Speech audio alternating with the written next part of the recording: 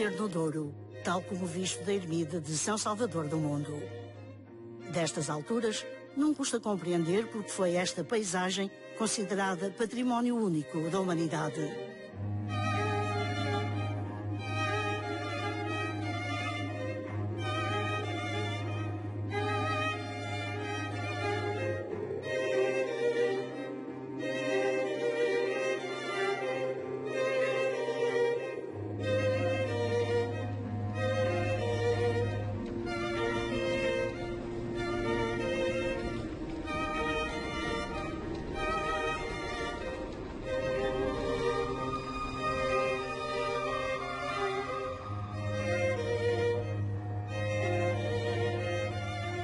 Junto ao rio, o último socalco aberto nas Fragas é o da linha do Caminho de Ferro. Foi esta construída há já 125 anos. Desde Mosteiro, o comboio acompanha a par e passo o curso do Douro ao longo de 130 quilómetros, no que é o maior trajeto à beira-rio da rede ferroviária nacional. Mas é um percurso de obstáculos a exigir constantes obras de arte. São 26 túneis e 30 pontes e foram precisos 14 anos de esforços para os completar. No Douro, como resumiu António Barreto, tudo o que se vê é sempre obra do homem.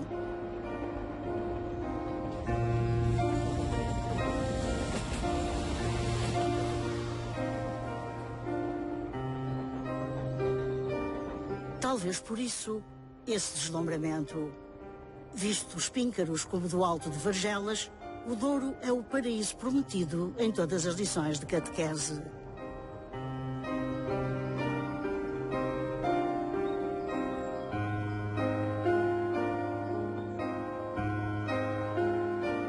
É grandiosamente belo.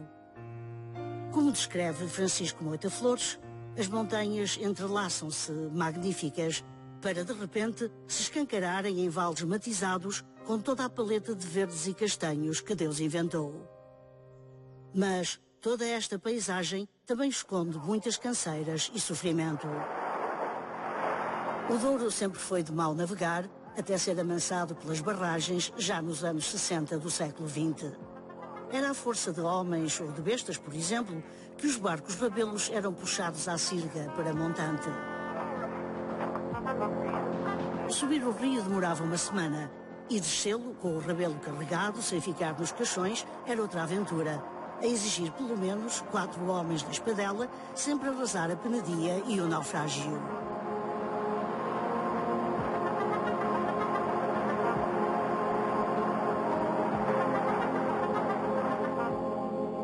Antes do comboio aqui chegar, era assim que era feito o transporte de vinho do Porto, apesar deste ser, então, o produto de maior exportação nacional. Uma fotografia única de Karl-Emil Bill, o fotógrafo alemão que em 1860 se estabeleceu no Porto, retrata exemplarmente esse Portugal agrícola e pobre, de pé descalço e estradas intransitáveis. O caminho de ferro e o telégrafo tornaram-se por isso no século XVIII nas grandes esperanças do progresso nacional e neles se investiu fortemente desde o tempo de Fontes Pereira de Melo. Ambicionava-se também uma ligação direta do Porto à Europa.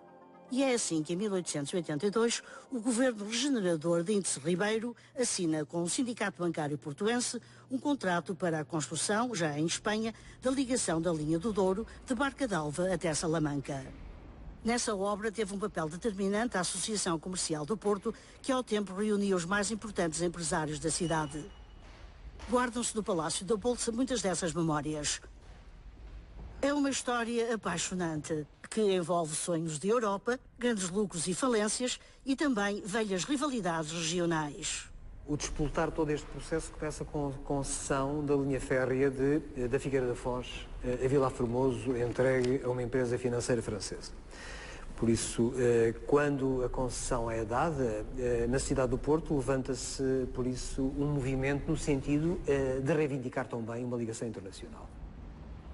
Tudo isto preparado em termos de artigos de jornais, de reuniões na Associação Comercial do Porto, é que a contrapartida, ou temos uma ligação internacional, ou a miséria vai crescer no Porto. E os jornais traziam de que a erva iria crescer nas ruas do Porto, se porventura o Porto não ficar com uma ligação direta à Europa.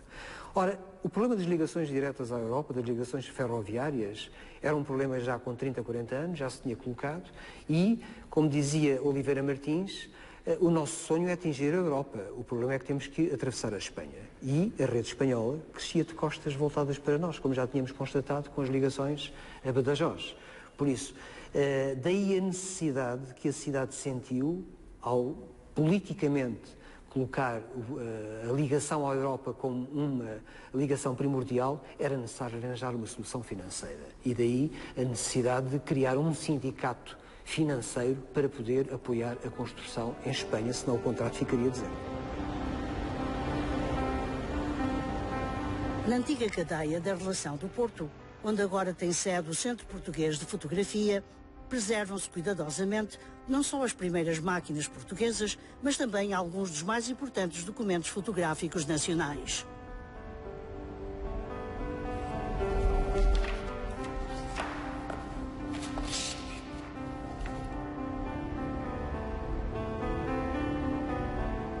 É o caso das imagens da construção da linha do Douro.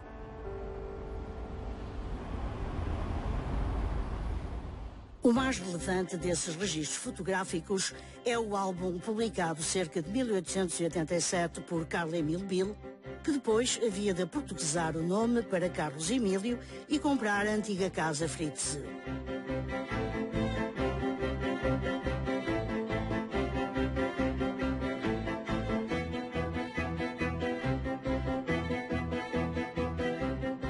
Através das suas fotografias, pode acompanhar-se toda a aventura da construção, simbolizada pelas pontes, as obras de arte, como ainda hoje se diz em engenharia, pelos operários que serviam de escala às fotografias e pelas locomotivas com que então as testavam.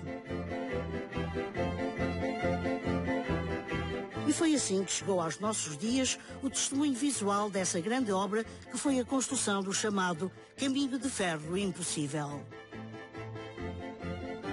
Ainda hoje, quando se viaja no pouco que existe da linha do Douro, nós verificamos a dificuldade tremenda para a época de construir um caminho de ferro ao longo do Vale do Douro.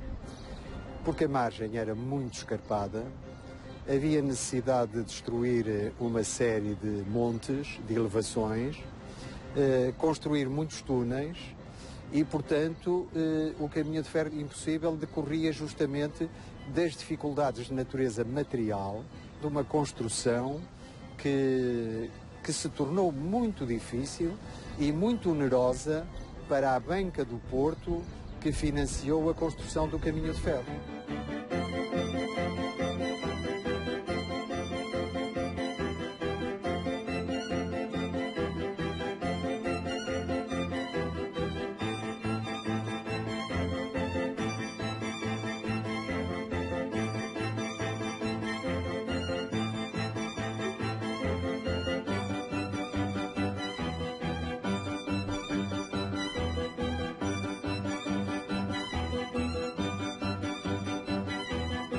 E não só no território português, mas também de Barca d'Alva até Salamanca, porque também tem uma zona montanhosa, onde foi necessário também construir numerosos túneis e, portanto, com todas as dificuldades que decorriam daí e os custos financeiros que foram crescendo. A construção da ligação ferroviária entre a fronteira portuguesa e Salamanca, sempre a expensas do sindicato portuense, foi particularmente difícil e dispendiosa no troço logo a seguir a Barca d'Alva. Aqui, a linha abandona o Val do Douro e sobe até à Meseta Ibérica pelas muito escarpadas margens do rio Águeda, já do lado espanhol da fronteira. Este troço onde nos encontramos entre La Ferneda e Barca d'Alva foi precisamente o de mais difícil execução. São apenas 17 km, mas considerando a aspereza da orografia, para vencer um desnível de cerca de 330 metros, foi necessário abrir 20 túneis e construir 13 pontes metálicas, excetuando a internacional. Aqui chegaram a trabalhar 4.000 obreiros e foi um trabalho árduo e muitos morreram durante a execução dessa obra. Não só por acidentes de trabalho, o mais grave deles todos foi do túnel La Carretera, de onde pereceram de uma só vez cerca de 30 operários.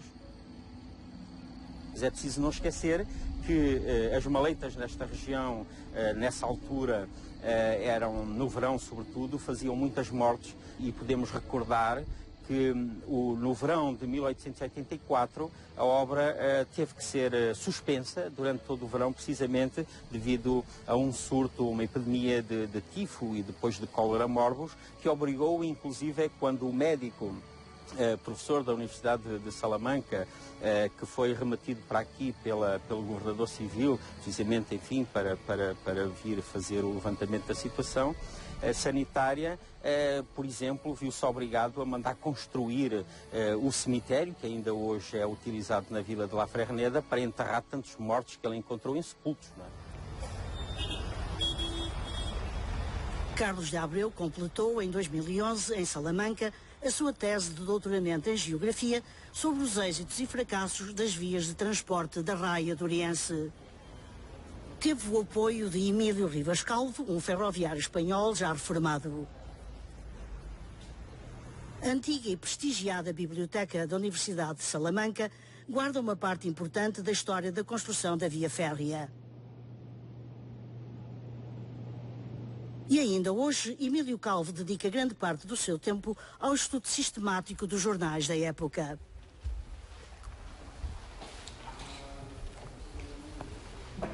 Acompanha cada episódio dessa velha história de 125 anos com o mesmo interesse e atenção de quem assiste a uma verdadeira novela. Concurrieron en una localidad como es Fejenera, una localidad de la provincia de Salamanca pequeña, concurrieron al mismo tiempo unos 4.000, 5.000 operarios que venían a trabajar en las obras del ferrocarril. Esta era gente experta que ya venían de Galicia de hacer las mismas labores y no llegaron a congeniar muy bien con la gente de las localidades, hasta tal punto de que no era raro que tuvieran que salir, digamos, en pandilla o en grupos, incluso algunos de ellos pues pretechados de dinamita, de petardos para la defensa. Hubo discusiones, hubo enfrentamientos, hubo tiros y hubo muertos, desgraciadamente. Pero aparte de eso, pues hubo otros muchos accidentes, barreneros que se explotaba el barreno en la mano y quedaban destrozados, túneles que se equivocaban en la dirección y en vez de hacerlos hacia la izquierda, lo hacían en la derecha. Me refiero en este caso concreto a un túnel muy conocido que es el túnel del Morgado. Tendría que girar a la derecha y el constructor, interpretando mal los planos, lo hizo girando hacia la izquierda. Hubo que rectificar. Puentes que se venían abajo después de montada la estructura. Tenemos el puente del Yeltes, que hacia la mitad y antes de llegar el primer tramo del puente hacia el primer pilar se les vino completamente abajo. Invasiones de terreno. Los propietarios de los terrenos estaban muy quejosos con los del ferrocarril porque además de partirle la finca al medio, utilizaban, digamos, parte de la finca para tomar piedras, para abrir canteras, para sacar agua, para hacer caminos, para hacer, en fin, una invasión en toda regla. Todo eso pues supone una serie de sucedidos, de acontecimientos, de anécdotas que en su conjunto pues forman hasta una novela quizá de interesante lectura. A construção do caminho de ferro entre o Porto e Salamanca, da qual agora restam notícias de jornal ou raros documentos oficiais, como as ações da companhia, também teve grandes custos económicos.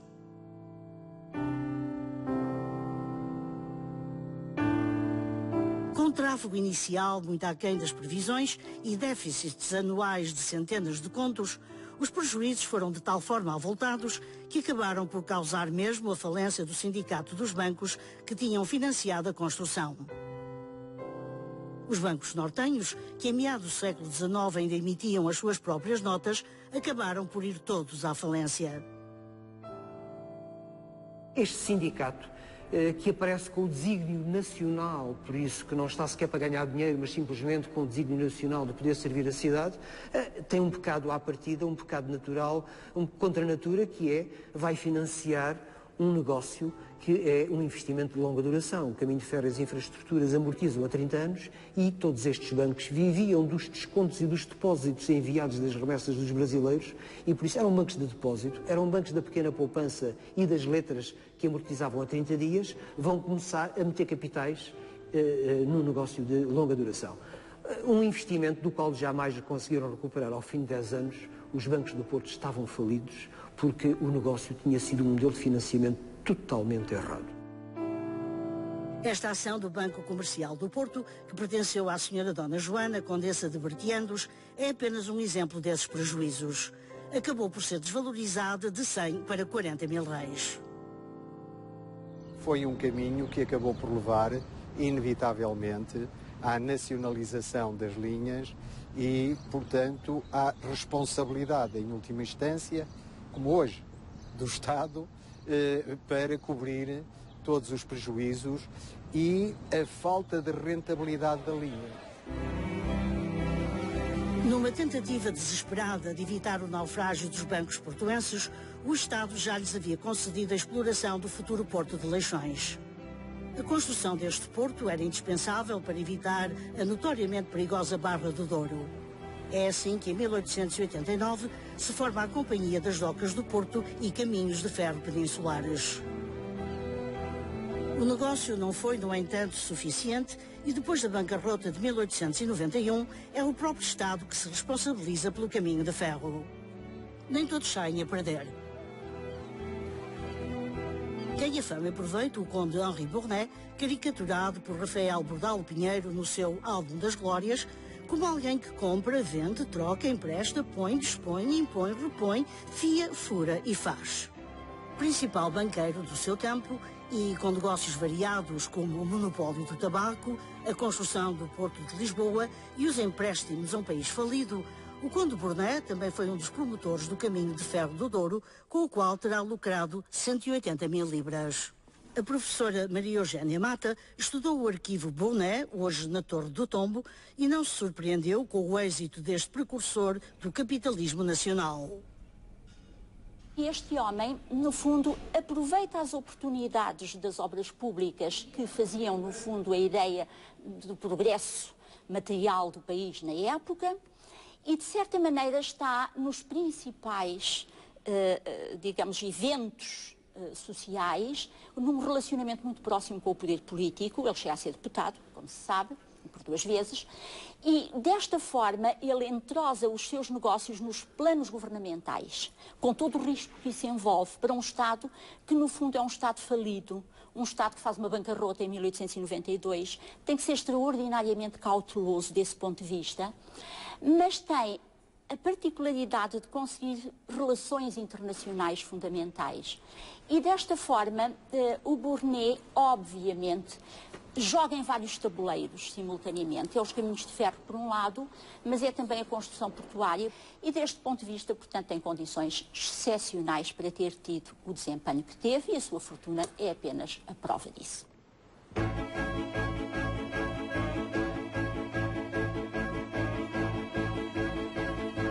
No Museu Nacional Ferroviário, no entroncamento, preservam-se agora algumas das locomotivas que, durante décadas, fizeram serviço na linha do Douro. É um património nacional que se procura, ao menos, manter.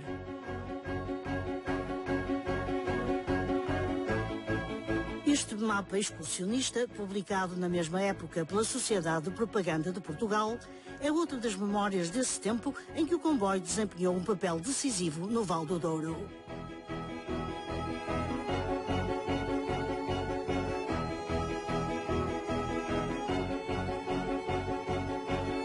No arquivo histórico da CP, guardam-se ainda hoje alguns dos antigos bilhetes de cartão, incluindo os meios bilhetes para crianças ou os quartos de bilhete destinados aos militares. Mas também havia tarifas especiais para turistas, para grupos de trabalhadores rurais ou de operários e até para ir à feira semanal, o que resume tudo sobre a importância que aqui teve o caminho de ferro.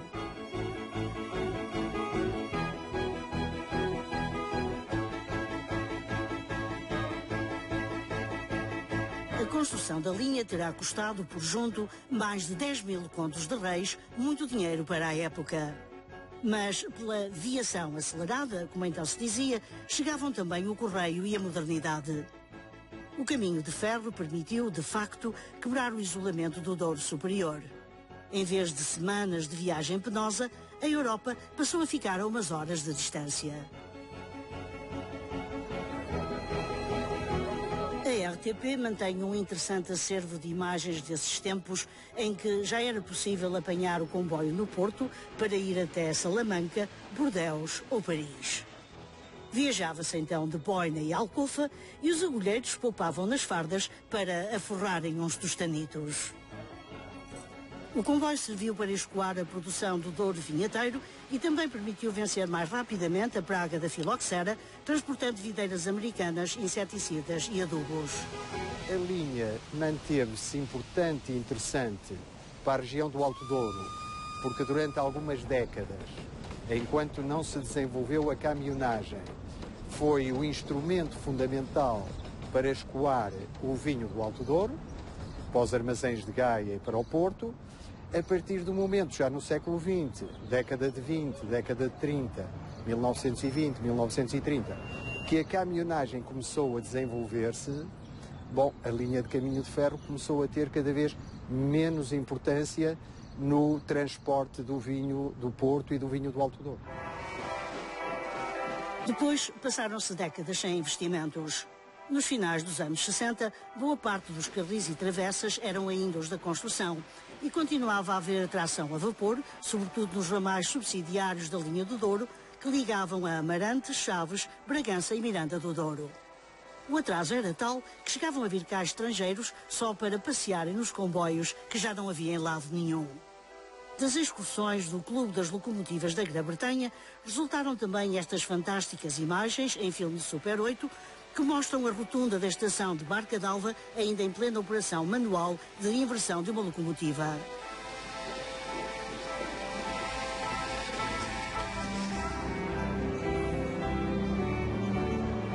A estação de São Bento, no Porto, continua hoje a atrair milhares de turistas, com as suas paredes cobertas por mais de 20.000 azulejos que retratam o antigo cotidiano do Douro, um trabalho de Jorge Colasso.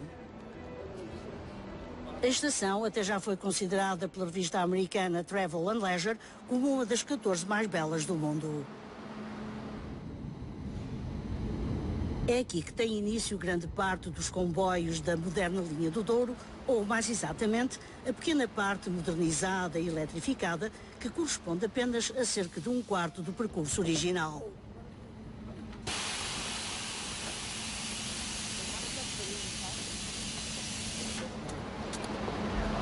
A linha foi inteiramente renovada em 2002, até Caíde, com novos comboios que custaram 4,5 milhões de euros cada um, depois da eletrificação parcial da via e da instalação de nova sinalização, telecomunicações e sistema de controlo de velocidade.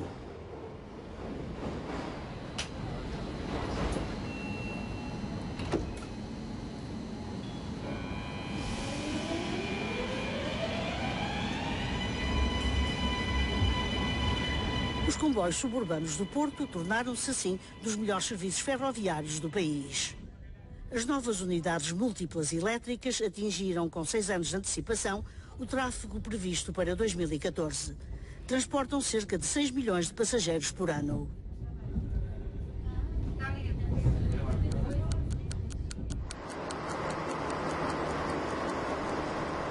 É ainda de madrugada e já o maquinista Álvaro Magalhães prepara minuciosamente no depósito de material de Contumil o primeiro comboio regional com destino ao Pocinho.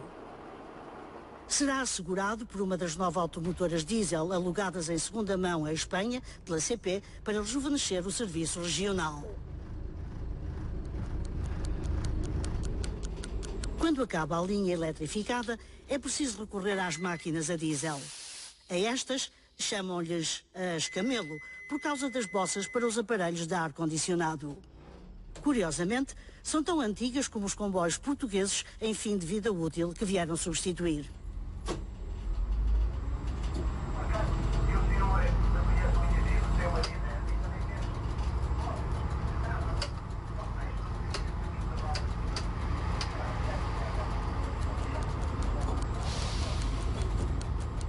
As automotoras espanholas também datam dos anos 80, mas foram remotorizadas e rejuvenescidas antes de serem alugadas a Portugal por 315 mil euros por ano cada uma.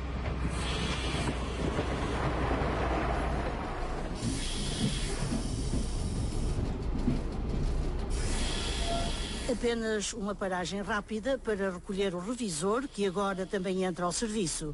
E mais de um quarto de hora antes da partida, já o regional com destino ao Pocinho aguarda os passageiros mais matutinos na estação de Cambanhã.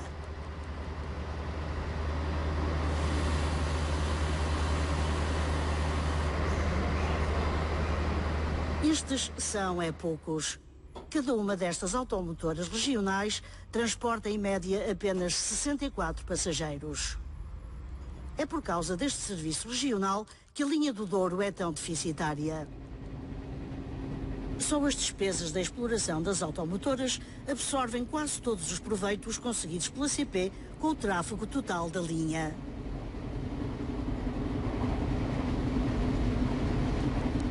A viagem inicia-se rigorosamente à tabela pela via dupla renovada e eletrificada até Caíde e decorre de forma até rápida e confortável a mais de 100 km por hora. As carruagens vão limpas e arrumadas.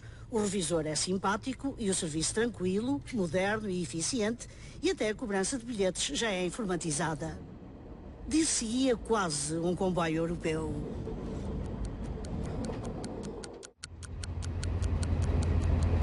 À entrada na via única, o panorama muda de figura. Piora significativamente o estado da linha e baixa a velocidade do comboio.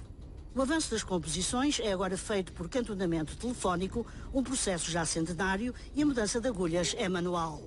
Na estação da rede, o manobrador tem de correr toda a extensão da GAR para fazer as agulhas e dar sucessivamente passagem aos comboios.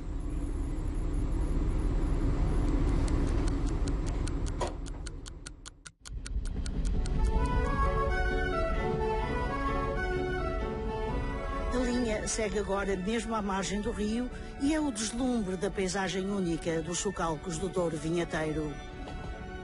Depois da régua, começam a faltar passageiros.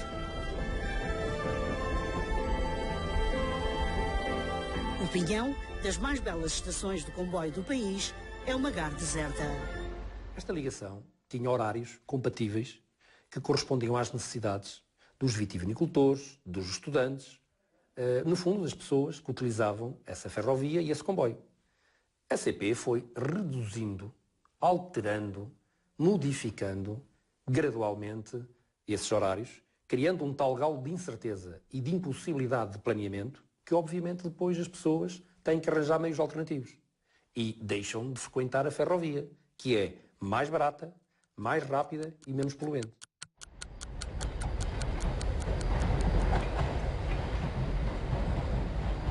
A paisagem endurece e desertifica-se à medida que a viagem prossegue para o Alto Douro. O panorama ferroviário também se torna mais sombrio.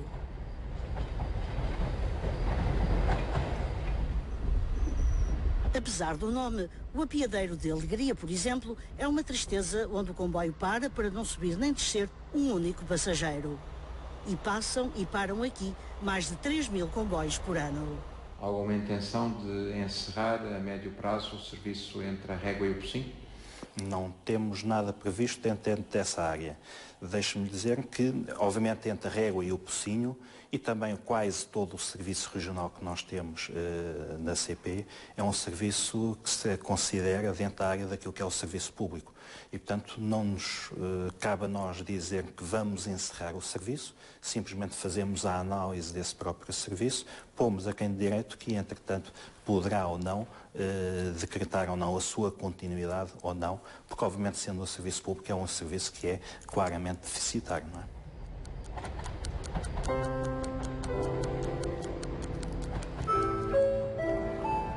Vai dar entrada dentro de Ventos na primeira linha, primeira plataforma, o comboio procedente de Porto. É, pois, com este prejuízo público, mais de 7 milhões de euros só em 2011, que o serviço ferroviário se vai arrastando até à estação do Pocinho, agora o términus da linha do Douro.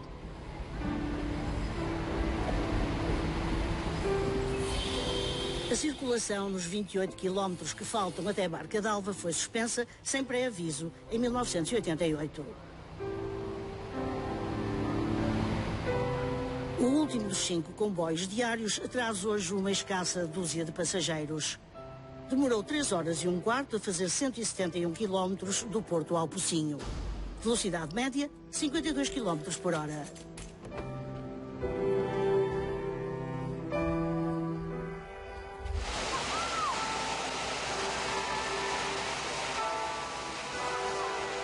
O Pocinho já teve grande importância ferroviária. Ali tinha início a linha do Sabor, que ia até Miranda do Douro. Destinava-se a servir as minas da região, mas só funcionou durante 50 anos. Para subir a Moncorvo, as velhas e cansadas locomotivas até tinham que ganhar balanço na estação, como documentaram os entusiastas ingleses dos comboios a vapor.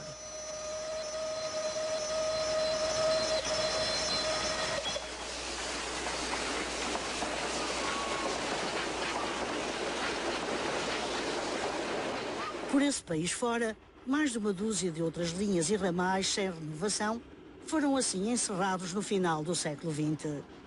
Desapareceram todas as linhas de via estreita do norte do Douro. Todas davam prejuízo. E apesar de estes serem os mais espetaculares trechos ferroviários de Portugal, nenhum mereceu qualquer tentativa consistente de aproveitamento turístico.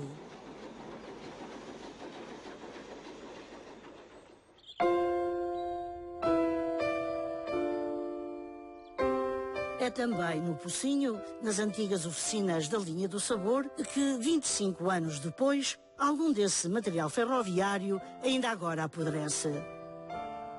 Os organismos públicos dos quais supostamente dependem não se entendem sobre a sua guarda.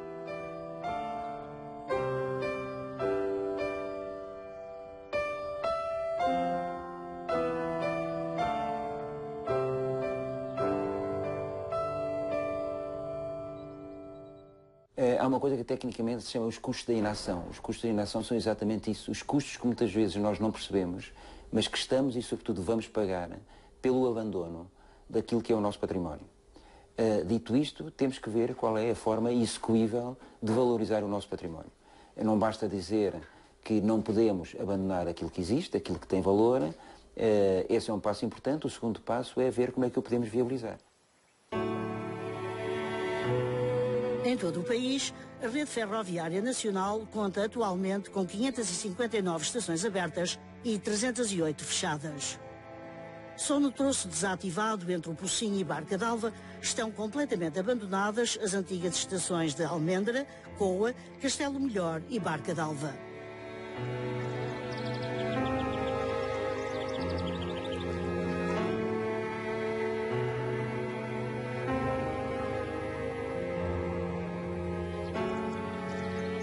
Para além da linha propriamente dita, há também uma dezena de pequenos edifícios ao Deus dará. Este património continua a ser propriedade pública, na maioria dos casos em ruína. Faz muita pena. Razão porque a Renfer está a tentar arranjar um programa de reabilitação de tudo isso, mas não temos dinheiro. Não tendo dinheiro, só há uma maneira. É tentar que as pessoas da região arranjem projetos que possam manter esse património. Não queremos muito dinheiro, nós não queremos ganhar dinheiro com isso. Queremos manter o património. Se houver projetos, serão bem-vindos, ajudaremos, pô-los em prática. Não havendo projetos, é extremamente difícil. O que nós temos de fazer normalmente é dessa parte. Nós temos um pequeno grupo que dessa parte mantém, por exemplo, painéis de azulejo, coisas desse estilo, que retira e volta a pôr quando for necessário, só para evitar que eles se percam. Mas, como deve perceber, o património é tão grande, tão grande, tão grande, que mantê-lo em bom estado ao longo de todos os anos é extremamente difícil. A Renfer recebe e atende as muitas solicitações públicas e privadas para reutilizar estações e outras áreas do domínio público ferroviário. Na linha do Douro já há, de resto, pelo menos 2 casos de património concessionado, na Régua e no Pinhão. A grande estação fronteiriça de Barca d'Alva, numa localização privilegiada à beira-rio, continua, no entanto, por aproveitar. Em Serroa, já lá vão 25 anos. É uma região praticamente abandonada, apesar de tudo tem visitantes, tem já hoje infraestruturas e equipamentos que atraem pessoas e tem um potencial de atração que está por explorar. É essa margem que é preciso aproveitar de forma inteligente. Creio que um bom ponto de partida seria fazer uma análise de custos-benefícios de uma intervenção desse tipo do ponto de vista do desenvolvimento regional, pondo à volta de uma mesa todos aqueles que, ou porque já lá estão e vão beneficiar daquilo que se passar na região, ou que estarão com certeza interessados em investir e em diversificar aquilo que lá existe, se lhes forem dadas condições.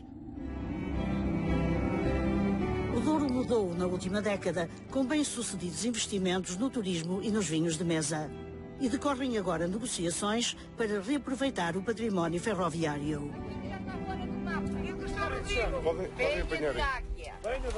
Uma dessas iniciativas surgiu em 2007, em Castelo Melhor, com a plantação de 45 hectares de vinha nova.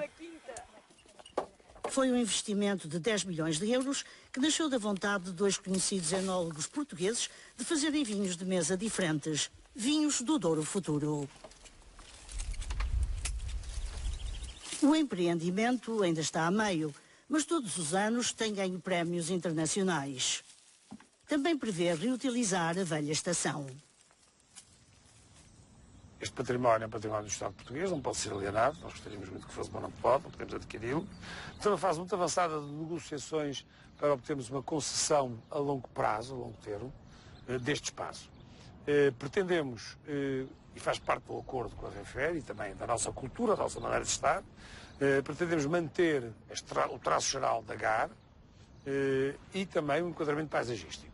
Estamos num sítio notável que nos separa do rio, que é o canal e a base de toda a região de Marcada do Douro. Isto é um projeto para a produção de uvas e de vinho, da encosta onde produzimos as uvas. Portanto, penso que quem faz um passeio de barco pelo Rio Douro é uma oportunidade muito bonita e muito boa de apreciar o vinho e de parar e de se repousar um pouco. E para nós, em termos de empresa, é uma forma de comunicar com o consumidor. A primeira vez que aqui esteve, José Maria Soares Franco teve pena do que viu. Depois surgiu a ideia do enoturismo. Aqui era a antiga GAR, não é? A antiga estação, propriamente dita, ali era a bilheteira e a sala de espera. Portanto, a nossa ideia é, vamos manter a fachada, como é evidente. No interior iremos então conceber a nossa sala de provas e de recepção para os nossos visitantes, que vão ter todas as condições para provar e apreciar vinhos com a mais alta qualidade, não é? Num local esplêndido, não é? Em 2013, o Douro foi eleito melhor destino fluvial da Europa. Apesar da crise, sobe de ano para ano o número de passageiros em navio-hotel e de embarcações turísticas. O negócio tem, pois, progredido e trouxe uma nova dinâmica aos territórios banhados pelo rio. Ladies and gentlemen, the next bridge is the bridge of Queen Maria. This was the first bridge to be built in Porto in 1877. Designed by Gustav Eiffel, this bridge, considered one of his best works, was built a few years before the Eiffel Tower in Paris. A empresa líder desta atividade é a Douro Azul. O seu primeiro navio-hotel começou a subir o rio em 1996. A frota atual é de 10 embarcações, 2 das quais batizadas já em 2013.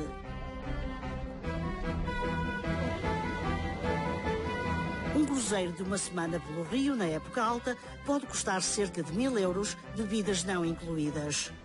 Os clientes são, na maioria, estrangeiros e da classe média alta.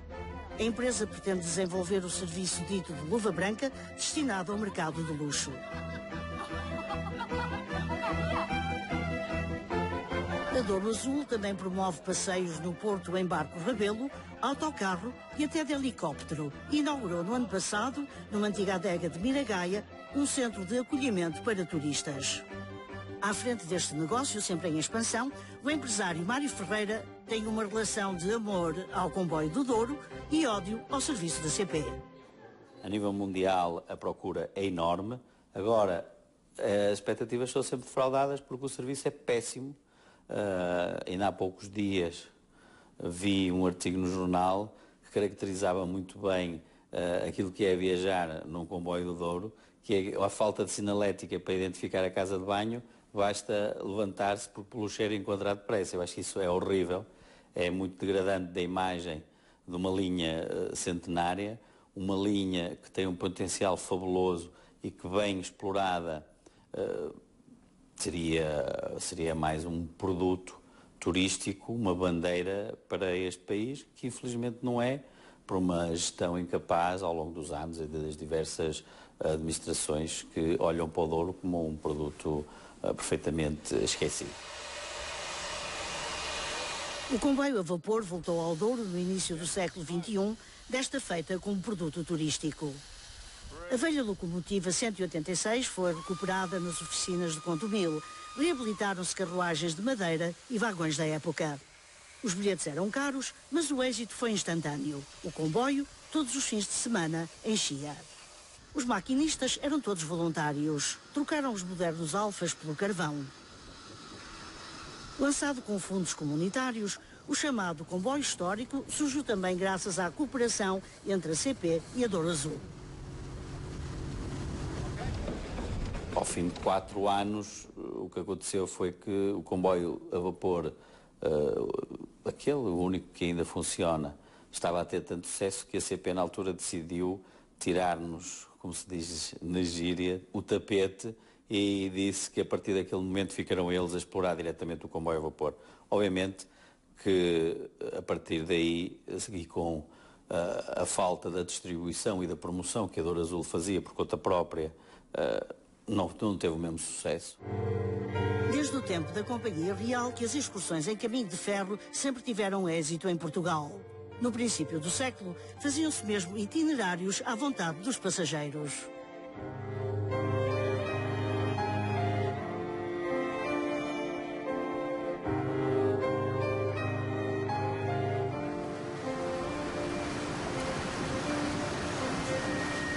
Infelizmente, o atual comboio histórico do Douro não teve o mesmo sucesso. O número de passageiros tem vindo a diminuir e os prejuízos da CP a aumentar. O serviço passou mesmo a ser feito com uma máquina diesel e, para reduzir os custos, a locomotiva a vapor pode vir a trabalhar também a gasóleo. A CP admite até desistir do negócio.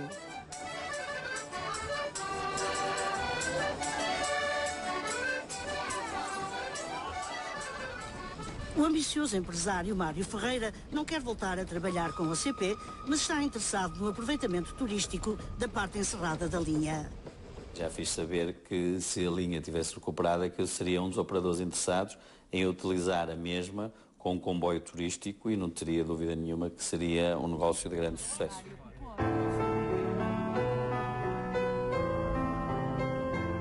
Há mais gente a fazer fim-capé na reabertura.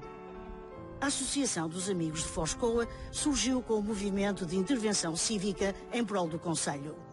Depressa ganhou até o nome em inglês por causa do Facebook.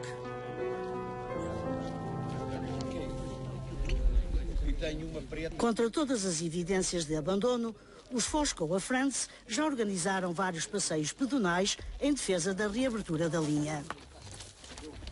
Alguns dos seus integrantes têm a experiência de outras causas consideradas perdidas. Foi o caso da luta pela preservação das gravuras pré-históricas do Coa. Também não sabiam nadar, mas afinal não se afundaram. Para demover os Foscoa Friends é preciso bem mais do que uma simples crise económica. Esta linha foi exatamente construída em tempo de crise, uma grande crise, a seguir à regeneração. E penso que talvez seja no tempo destas crises que se deve repensar bem os investimentos. Eles têm que ser feitos. Achamos que a linha como fins turísticos é importante. Mas nós vamos um pouco mais longe. Essa acho que deve ser aberta o mais depressa possível, porque tem grandes possibilidades. Mas nós achamos que a via de penetração, desde que haja acordo também com a região de Castela, e seja reparada, retificada a linha até São Estevão. Depois faz a ligação com Salamanca e com o resto da Europa e, como dizem os entendidos daqui, com o resto do mundo, não é? O Porto de Leixões movimentou mais de 8 milhões de toneladas de mercadorias em 6 meses.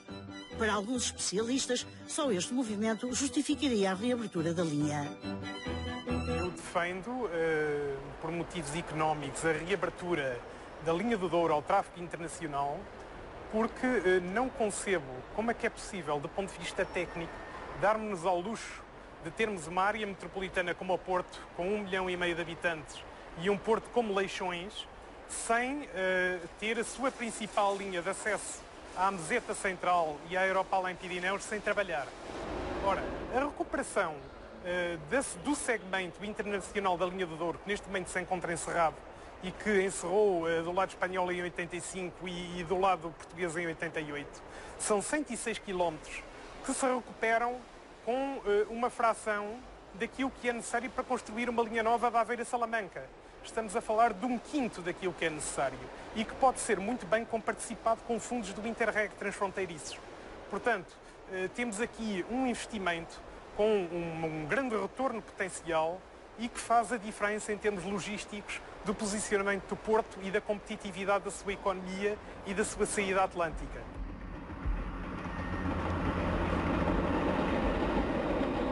A Renfer garante não ter intenção de desativar a linha do Douro. Pelo contrário, estão a ser feitas grandes obras nos taludes do Pinhão. O país gasta, em média, 7,5 milhões de euros por ano para manter a via a funcionar.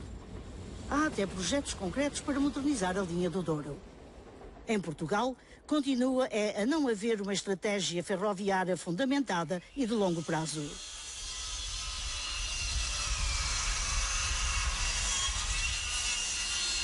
Neste momento não há qualquer intenção de desativar, pelo contrário, vamos expandir a eletrificação até ao Marco e, eventualmente, lá para perto de 2020, possivelmente a Baião. Mas não há qualquer hipótese, neste momento, não temos ideias de desativar. De qualquer modo, eu deixo aqui expresso o seguinte: não compete à Renfer desativar linhas. À Renfer interessa manter a estrutura a funcionar. Os operadores, os concessionários da operação, é que poderão saber se lhes é rentável ou não mantê-la a trabalhar. Desde que alguém queira operar, a Renfer mantém o canal. Se ninguém quiser operar, se não houver operação de comboios numa determinada linha, até por uma questão de manutenção, nós temos que retirar carris. A reabertura total da linha do Douro já foi várias vezes prometida por anteriores governos, mas nunca chegou a ser concretizada. Os autarcas dos 19 concelhos reunidos na comunidade do Alto Douro não desistem, no entanto, de exigir.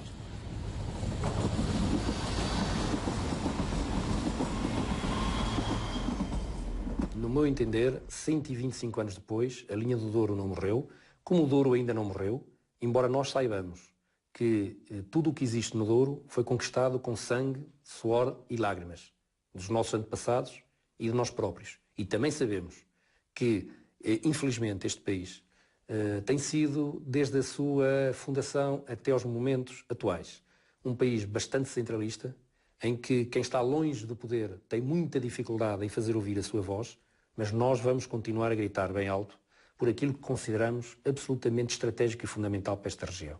E a linha de caminho de ferro é algo que pertence à estrutura absolutamente indispensável desta região do ponto de vista social, económico, turístico e cultural. Enquanto as antigas linhas férreas não são reabertas ou destruídas, alguns aproveitam-nas de uma forma inesperada. Estes são os The Brave Ones, um grupo de entusiastas da ferrovia que surgiu em 2007 em Gondomar, nos arredores do Porto. O nome do grupo foi inspirado em José Mourinho, o Special One. Começaram por fazer passeios a pé pelas linhas. Foi assim que percorreram, por exemplo, toda a linha do Douro. Depois, decidiram construir o seu próprio veículo para circular nos troços abandonados. É todo desmontável. Guardam-no às peças em casa e montam-no num instantinho, mesmo ali na rua.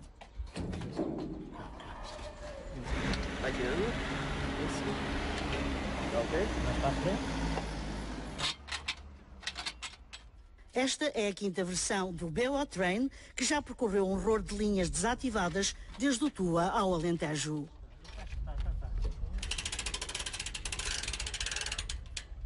Temos atravessado várias fases portanto, da construção do veículo e ao longo dessas mesmas fases vamos, portanto, apetrechando o veículo com melhorias e aperfeiçoamento na respectiva máquina. Já foi feita uma versão a pedal, portanto, no início tínhamos uma estrutura em que tínhamos 2 pedais, pedalávamos, tínhamos umas correntes para dar a tração mais fininhas, tivemos alguns problemas com isso, as correntes rebentavam. Portanto, havia ali situações que naquele início estávamos a aperfeiçoar. José Maria Costa, o mais velho do grupo, é motorista de transportes públicos. O filho Nuno estuda fotografia e Bruno Soares está a acabar o curso de engenheiro eletrotécnico. Os Brave Ones preparam as viagens com os cuidados de ferroviários conscienciosos. A sua recompensa está mesmo na aventura de circular à vontade, conduzindo o seu próprio comboio por caminhos onde já não passa quase ninguém. É o caso do troço fronteiriço da linha do Douro entre Ferreneda e Barca d'Alva. Por estas paragens, apenas se atrevem alguns intrépidos colegas espanhóis.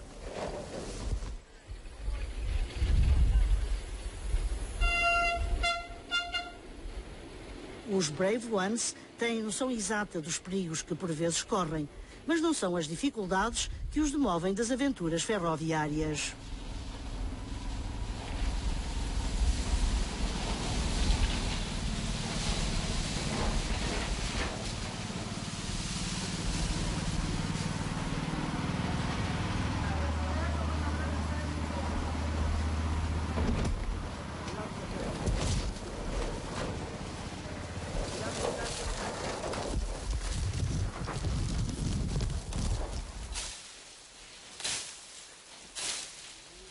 Houve um pequeno, digamos, entre aspas, acidente que foi numa entrada de um túnel, estava coberto de vegetação. E então tinha havido uma derrocada uns dias antes, umas pedras já de grande porte que caíram sobre a linha e como estava tudo cheio de vegetação, não conseguimos ver as determinadas pedras e então quando as vimos realmente já estávamos muito em cima e o nosso veículo descarrilou um bocadinho, eu andei lá 2 voltas, pronto, mas nada, uns pequenos arranhões, nada de mais. Pronto, e temos consciência que realmente é bastante perigoso, mas atuamos por nossa conta e risco.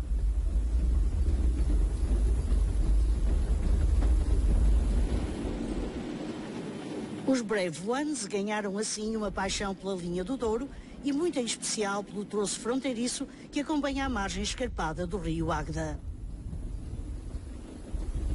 Tanto quanto lhes permitem as suas disponibilidades, todos os anos regressam ao troço mais impossível do caminho de ferro impossível.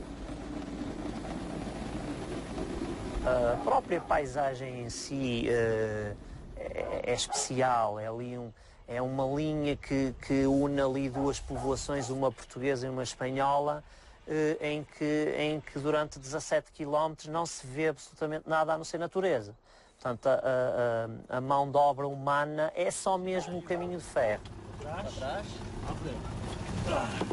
Foi este o troço mais difícil do caminho de ferro que há 125 anos os portugueses construíram.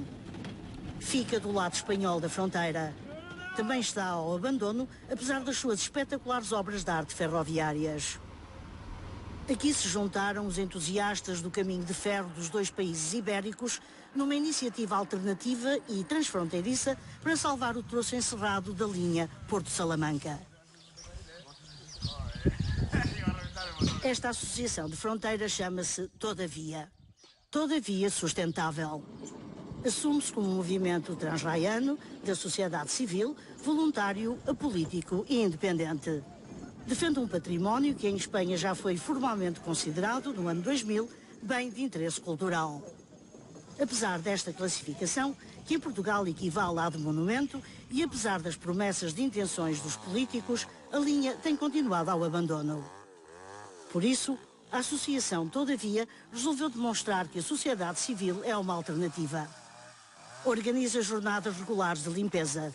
Vêm voluntários de toda a península para ajudarem a desmatar e a desentulhar a via férrea.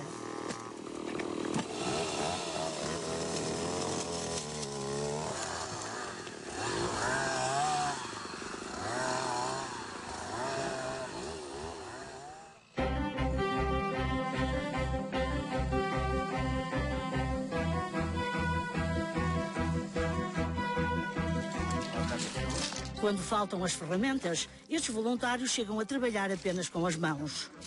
Já conseguiram limpar, assim, mais de 30 quilómetros de linha e várias estações. Tábua a tábua, querem agora reconstruir os passadiços das pontes que estão em piores condições.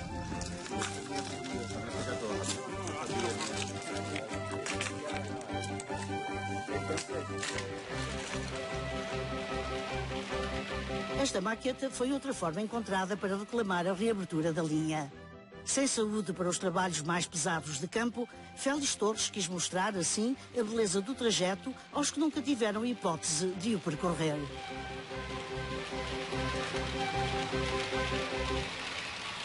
Pues la intención de realizar esta maqueta es una maqueta reivindicativa, es para intentar concienciar a los políticos de turno, quien corresponda, de que se percaten del recorrido tan hermoso y tan ilustrativo que tenemos en esta línea.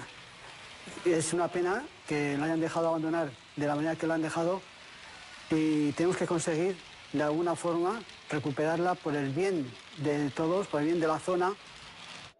Uma vez por ano, a Associação Todavia também organiza a sua grande festa, numa estação em ruínas, nesse dia sonhadoramente rebatizada como Houston.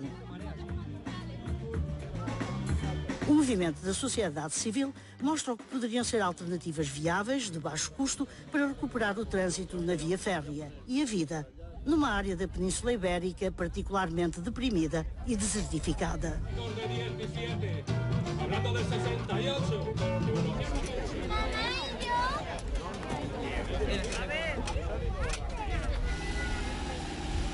Vêm em veículos ferroviários de toda a espécie e não falta quem neles queira viajar. Este ano, os alcaides todos da região fizeram questão de estar presentes. São até de diferentes partidos. Sabem que a reabertura da linha não será a solução de todos os problemas locais. Mas também entendem que o caminho de ferro não é uma utopia. Para os voluntários da Associação Todavia, esse é o ponto de partida. O início de um caminho outrora também tido como impossível.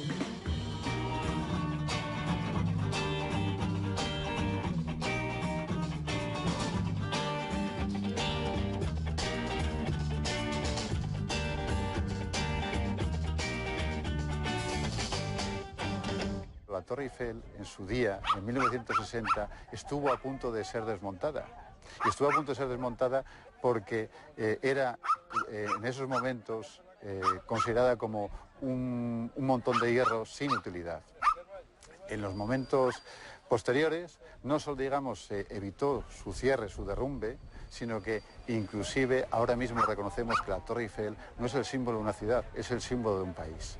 En nuestro caso, el símbolo que tenemos puede ser tanto fronterizo, porque el paisaje, digamos, y el abanico de la frontera puede ser un reclamo, digamos, a que comarcas, a que pobladores de dos comarcas desérticas tengan una oportunidad, pero no solo de vivir, sino de vivir los demás en esa comarca, experiencias nuevas. O sea que la oportunidad, efectivamente, yo creo que son oportunidades únicas, que estamos a la espera de que alguien que no tenga miedo de equivocarse, que no sea un segundón, diga, esto se puede hacer.